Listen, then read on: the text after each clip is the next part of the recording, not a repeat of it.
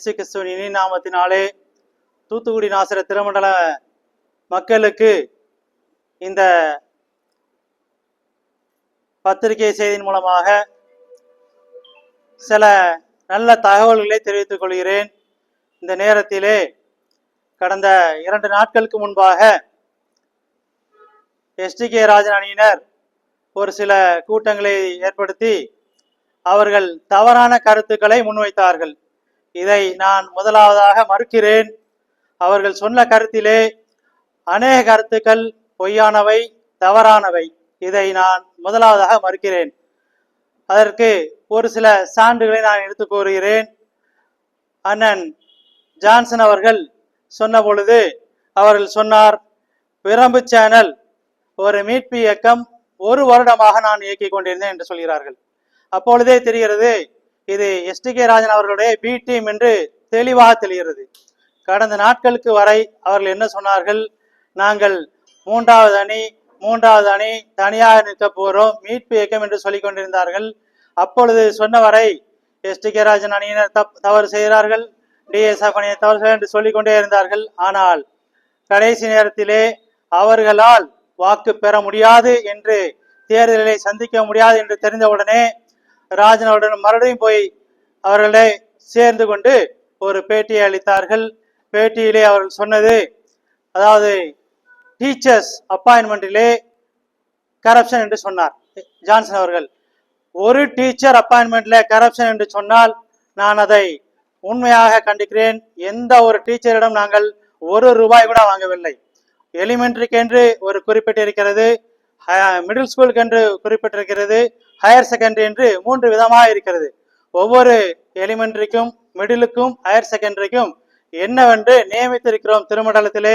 அந்த பணம் முன்னாள் பொருளாளர் மோகன்ராஜ் அவர்கள் மூலமாக வசூலிக்கப்பட்டு எல்லாமே பில் வைக்கப்பட்டுள்ளது. எதுவுமே வெளியே போகவில்லை. எல்லாமே முன்னாள் பொருளாளர் மோகன்ராஜ் அவர்கள் அன்றைக்கு கூட இருந்தார். அவர்கள்தான் வாங்கி பணத்தை உள்ளே போட்டார். உள்ளே நமது பேங்கிலே இருக்கிறது. அதனால் ஒவ்வொரு middle school, higher secondary school என்று நியமித்த பணத்தை அங்கே ரசீது போட்டு உள்ளே இருக்கிறது. இது போக திருமண்டல கட்டட நிதி என்று ஒவ்வொரு ஆசிரியர் பெருமக்களுக்கும் நிதி திரட்டப்பட்டுள்ளது. அவர்களுக்கு அந்த நிதியும் தனியாக அக்கௌண்டிலே இருக்கிறது. இதை நான் தெளிவுபடுத்தி சொல்ல விரும்புகிறோம். அதை அவர்கள் சொன்னார்கள், நாங்கள் வெளியிலே திருநெல்வேலியிலே பேங்கிலே கொண்டு வைத்திருக்கோம் என்று சொன்னார்கள். திருநெல்வேலியிலே உள்ள மேனேஜர்ஸ் அவர்கள் அந்த HDFC பேங்க் அநேக திருமண்டல பள்ளிகளுக்கு நல்ல காரியங்களை நாங்கள் செய்ய போகிறோம் என்று எங்களுக்கு வாக்குகள் கொடுத்தார்கள். அவர்கள் ஒரு ஆபீஸிலே லைப்ரரி வேண்டுமா, இல்லது ரெஸ்ட் ரூம், டாய்லெட் வேண்டுமா, நல்ல காரியங்கள், தேவையான காரியங்களுக்கு ஒரு வாட்டர் டேங்க் வேண்டுமா, நீர் தொட்டியல் வேண்டுமா, நாங்கள் செய்து தருகிறோம். இதை நாங்கள் எங்களோட நிதியிலிருந்து செய்து தருவோம், அதற்காக எங்களிடத்திலே வாங்க என்று அவர் கேட்ட பொழுது நாங்கள் அந்த அக்கௌண்டிலே பணத்தை வைத்துள்ளோம். அந்த வாசிகளுக்கென்று வாங்கின நிதி எங்கேயுமே போகவில்லை, பேங்கில் தான் இருக்கிறது. அதை கொண்டுதான் திருமண்டல அழகும் மிகவும் சீரும் சிறப்பாக கட்டி கொண்டிருக்கிறது. இப்படியாக அவர்கள் சொன்ன செய்தியை நான் உண்மையாக மறுக்கிறேன். எல்லா பணமும் பேங்க்ல தான் இருக்குது என்று தெளிவுபடுத்தி இந்த இடத்திலே கூறுகிறேன். ரெவரண்டிலே கரப்ஷன் என்று சொன்னார்கள். ஒரு ரெவரண்டை சொல்லுங்க, ரெவரண்டிலே கரப்ஷன் என்று சொல்கிறார்கள். எந்த ரெவரண்டிற்கும் நாங்கள் வந்ததிலிருந்து அநேக இடங்களுக்கு 30 குருமார்களை நியமிப்பதற்கு அநேக முயற்சிகளை செய்தோம். முயற்சி செய்யும் போதெல்லாம் அவர்கள் கோர்ட்டிலே சென்று தடையிட்டார்கள். தடையை மீறி நாங்கள் அவர்களுக்கு அந்த அருமையான ஆர்டினேஷனை முன்னாள் பிஷப் தீமோத்தி ஐயா அவர்கள், கோயம்புத்தூர்ல இருக்கிறவர்கள், நமக்கு மாடரேட்டர் கமிஷனரியாக இருந்தார்கள். அவர்கள் அழகாக பதவி பிரமாணம் செய்து வைத்தார்கள்.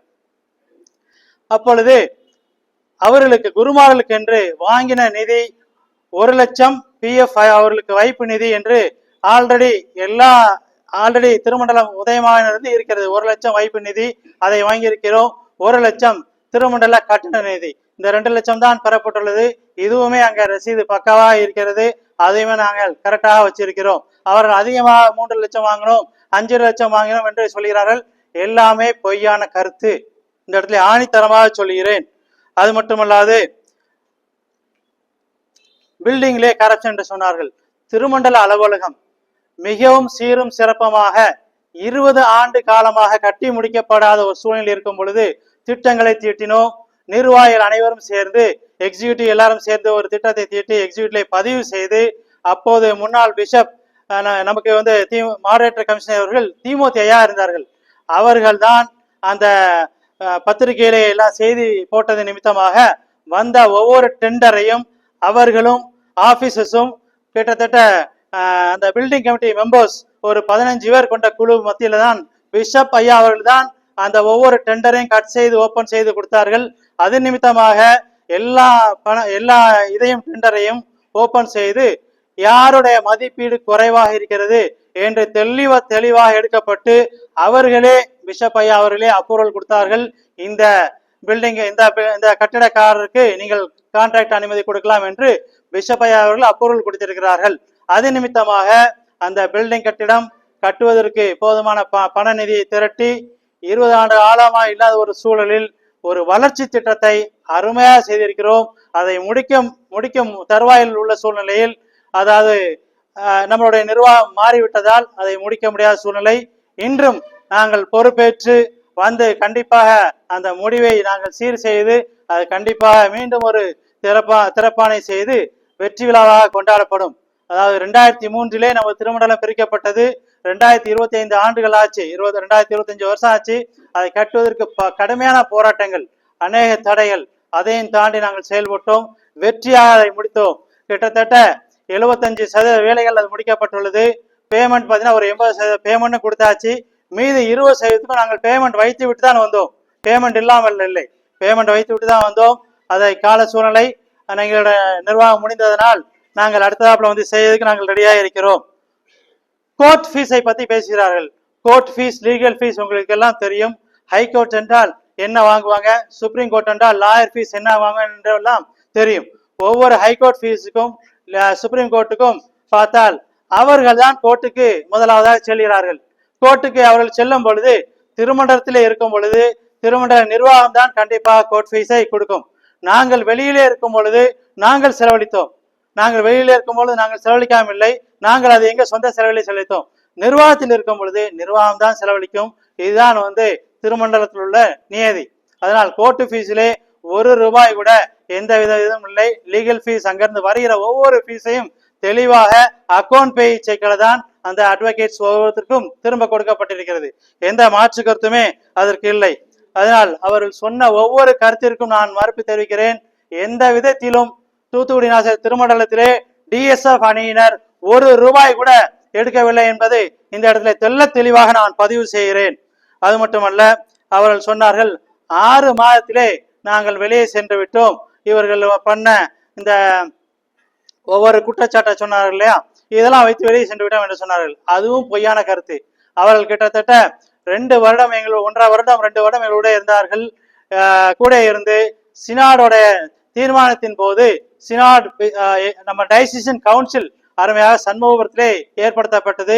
சண்முகபுரத்திலே நமது மாடரேட்டர் ஐயா அவர்களும் பிஷப் ஐயா அவர்களும் வரும் பொழுது அந்த காரை வழிமறித்து அந்த காரை அடித்து அவர்களை தூஷண வார்த்தையால் பேசி அவர்களை வெளியேற்றினதனால் அவர்கள் சினாடிலிருந்து அவர்கள் 2 முறை நிர்வாகத்தில் இருக்க முடியாது என்று சினாடிலிருந்து அருமையாக அவர்கள் கொடுத்திருக்கிறார்கள். அதையும் மீறி இப்போது வந்திருக்கிற நீதிபதி அவர்களுக்கு ஓட்டே கிடையாது. நம்ம சட்டப்படி ஐயா சொன்னது போல் கான்ஸ்டியூஷன், அதாவது நம்ம எக்ஸிக்யூட்டிவ் கான்ஸ்டியூஷன் படி அவர்களுக்கு ஓட்டே கிடையாது. ஆனால் அதையும் மீறி அவர்கள் வாக்களித்திருக்கிறார்கள். இது தவறான ஒரு காரியமாகும், தவறான முன்னுதாரணமாகும். இந்த முன்னுதாரணத்தை நீதிபதி அவர்கள் தொடங்கி விட்டிருக்கிறார்கள். அப்போ ஒரு நீதிபதி என்று சொன்னால் நீதிபதி ஒரு நேர்மையாக நடக்க வேண்டும். ஒரு சாரார் தலைவர் போல் அவர்கள் செயல்படுகிறார் என்பது எல்லாருக்குமே தெரிந்த கதையாக இருக்கிறது. அதனால் இப்போ இவ்வளவு அவசரப்பட்டு திரும்ப வந்திருக்காங்க. வந்த உடனே 1 வார டைம் கூட இல்லாமல் எந்த பாஸ்டேட்லயுமே நாங்கள் இத்தனை ஓட்டை சென்று ஒட்டப்படாமல் தேர்தல் நடக்கிற அன்னைக்கு காலையில 1100 ஓட்டுனா 1350 ஓட்டு வருது, 600 ஓட்டுனா 650 ஓட்டு வருது. இப்படி அவர்கள் கூடுதலான ஓட்டை சேர்த்து இந்த மாதிரிதான் அநேக இடங்களிலே தூத்துக்குடியிலே வென்றிருக்கிறார்கள். இது முற்றிலும் ஒரு நேர்மையான ஒரு தேர்தல் அல்ல. இந்த மாதிரி ஒரு தவறான செயல் செய்திருக்கிறார்கள். இதையுமே நான் இந்த இடத்துல வன்மையாக கண்டிக்கிறேன். ஏற்கனவே எஸ்டிகே ராஜன் பேரில் பண்ண அப்பாயின்மெண்ட்டுக்கும் நாங்கள் பண்ண அப்பாயின்மெண்ட்டுக்கும் சேலரி வாங்கி கொடுத்திருக்கிறோம். இது ஒரு பெரிய வெற்றி திருமண்டலத்திற்கு. அதாவது மொத்தம் எங்களுக்கு 6 கவுன்சில்கள் இருக்கிறது. தூத்துக்குடியிலே 6 கவுன்சில்கள் இருக்கிறது. 5 கவுன்சிலே நாங்கள் 60 62 புள்ளிகள் நாங்கள் வென்றுள்ளோம். 60% 62% நாங்கள் வென்றுள்ளோம். தூத்துக்குடியிலே சற்று சர்க்கிள் தான். நான் சொன்னது போல் அந்த ஓட்டை எல்லாம் மாற்றி விட்டு அவர்கள் செய்திருக்கிறார்கள். அது சற்று சர்க்கிள் தான். அதுக்கு அநேக இங்கே இருக்கிறார்கள் சாட்சியாக. அநேக இடங்களிலே அவர்கள் என்றைக்கு தேர்தலோ அன்றைக்கு காலையிலே இத்தனை நபர்கள் என்று கூடுதலாக கொடுத்து அவர்கள் தேர்தலை நடத்தி அவர்கள் சதி செய்திருக்கிறார்கள். அதனால் தூத்துக்குடியிலே சற்று சர்க்கிள் தான். நான் அதை ஒப்புக்கொள்கிறேன். அது மட்டுமல்லாது 5 கவுன்சிலும் வெற்றி பெற்ற எங்களது நபர்களை அவர்கள் பேரம் பேசிக் கொண்டிருக்கிறார். எங்கள் நபர்கள் டிஎஸ்எஃப் டீம் அவர்கள் ஒற்றுமையோடு முழு ஸ்ட்ராங்காக நாங்கள் எஸ்டிகேக்கு வரமாட்டோம். டிஎஸ்எஃப் நிர்வாகம் நல்ல காரியங்களை செய்து கொண்டிருக்கிறார்கள். அதனால் நாங்கள் ஒற்றுமையாக இருப்போம் என்று ஆணித்தரமாக சொல்வது நிமித்தமாக நேற்று பெரும்பவர்கள் பேட்டிகளை கொடுத்திருக்கிறார். நாங்கள் டிஎஸ்எஃப் நிர்வாகத்திலே ஊடு பார்த்தோம், கயிறு போட்டு பார்த்தோம், ஆனால் யாரும் வரவில்லை. அதனால் எங்களுக்கு வேற வழி இல்லை. அதனால் நாங்கள் திரும்பவும் எஸ்டிகே ராஜன் போய் சேர்ந்துட்டோம் அப்படின்னு நேற்று பெரும்ப ஒரு செய்தி சொல்லியிருக்கிறார். அப்பொழுது எல்லாமே தெளிவாக தெரிகிறது. அவர்களால் வெல்ல முடியாது என்பது தெளிவாக தெரிகிறது. ஆசிரியர்களும் பார்த்தீர்கள் என்றால் பிரைமரி மிடில் ஸ்கூல்ல எங்களுக்கு அதிகமான வெற்றி, ஹையர் செகண்டரி சற்று சர்க்கிள், ஆனால் பேலன்ஸ் ஆகி நிற்கிறது. ஆனால் அடுத்தது குருவானவர் எங்களுக்கு நாங்கள் செய்த நல்ல காரியத்திற்காக அமோகமாக எங்கள் கூட இருக்கிறார்கள். குருவானவர்களை நாங்கள் கண்ணியமாக நடத்தியிருக்கிறோம். எந்த விதத்திலும் குருவானவர்களுக்குள்ள மரியாதை நாங்கள் கொடுக்காமல் இருந்ததில்லை. இது இங்கே வந்திருக்கிற குருவானவர்களே சாட்சியாக நீங்கள் எடுத்துக்கொள்ளலாம். இன்னும் அநேகர் வர முடியாது, வெளியூர்லேருந்து வர முடியாத சூழல். இன்னும் அநேகர் வாரேன் என்று சொன்னது நிமித்தமாக இன்று நாம் வெற்றியை நாம் பறிக்க இன்னும் டிசம்பர் அவர்கள் நடத்தினார்கள் என்றால் டிசம்பரிலே இருக்கிறது. எக்ஸிக்யூட்டிவ்லும் அமோகமாக வெற்றி பெற டிஎஸ்எஃப் அணி வெற்றி பெறும், எந்தவித மாற்று கருத்தும் கிடையாது. அதே மாதிரி ஆபீசர்ஸ் தேர்தலிலும் டிசம்பர் மாதம் கடைசியிலே இருக்கிறது, அதிலுமே அமோகமாக வெற்றி பெறும் என்று இந்த இடத்துல ஆணித்தரமாக கூறிக்கொள்கிறேன்.